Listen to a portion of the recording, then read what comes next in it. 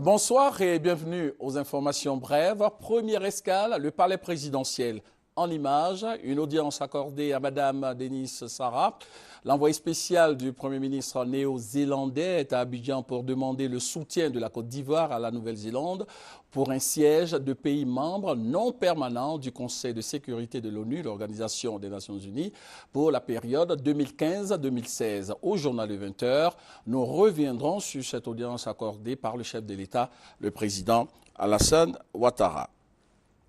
Rappelons que le Premier ministre Daniel Kablan-Duncan a animé hier à Paris une conférence débat sur les perspectives pour la Côte d'Ivoire 2 ans après la fin de la crise post-électorale. C'était à l'invitation conjointe de l'association Sciences Po pour l'Afrique et l'association du programme Europe-Afrique des Sciences Po. Après Paris, le Premier ministre se rendra à Washington aux États-Unis pour participer aux travaux de la Banque mondiale et du FMI.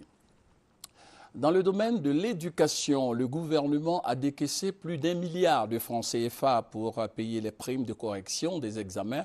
C'est l'une des revendications des enseignants de l'intersyndicale éducation-formation en grève depuis quelques jours.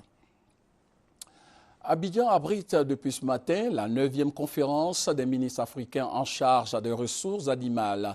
Les travaux de cette conférence vont s'articuler autour du thème « Investir dans l'élevage pour accélérer l'intégration régionale et la prospérité en Afrique dans le contexte de la renaissance africaine ». La Côte d'Ivoire, notre pays, qui abrite cette conférence, va donc bénéficier du soutien de ses pairs dans sa politique de développement de l'élevage. Les détails au journal de 20h. Parlons maintenant de lutte contre les occupations anarchiques dans le district d'Abidjan et à l'intérieur du pays. L'opération de déguerpissement des occupants des espaces publics reprend bientôt dans le district d'Abidjan. L'annonce a été faite par le ministère de l'Environnement et de la Salubrité urbaine. Avant la reprise de cette opération de déguerpissement, les agents de la brigade de la Salubrité urbaine ont entamé une campagne de sensibilisation destinée aux occupants des domaines publics. L'actualité sur le continent, au Sénégal, Karim Wade est en prison. Le fils de l'ex-président sénégalais Abdoulaye Wade a été inculpé pour enrichissement illicite. C'est en début de soirée ce mercredi que l'information est tombée.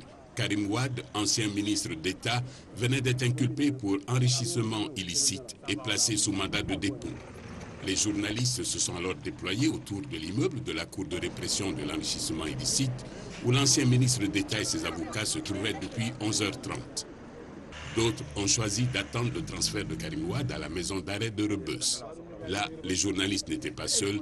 Quelques responsables du Parti démocratique sénégalais avaient également tenu à être présents. L'article 7 de la loi sur la répression de l'enrichissement illicite enjoint le procureur spécial de remettre le dossier à la juridiction compétente.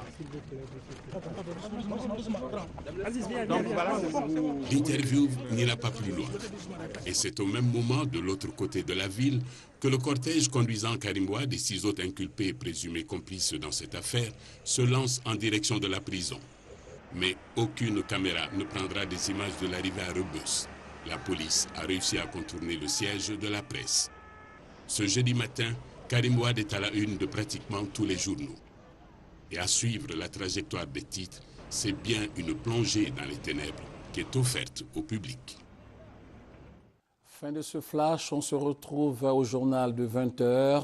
À suivre dans ce journal, une page consacrée à l'avant-dernier jour de la campagne pour les élections régionales et municipales prévues le dimanche 21 avril prochain. Sachez que la Chine a offert un chèque de 50 millions de francs CFA à la commission électorale indépendante pour soutenir cette institution dans le cadre de l'organisation de ces élections couplées. Bonne suite de programme sur RTI et on se retrouve à 20h avec beaucoup de plaisir. Thank you.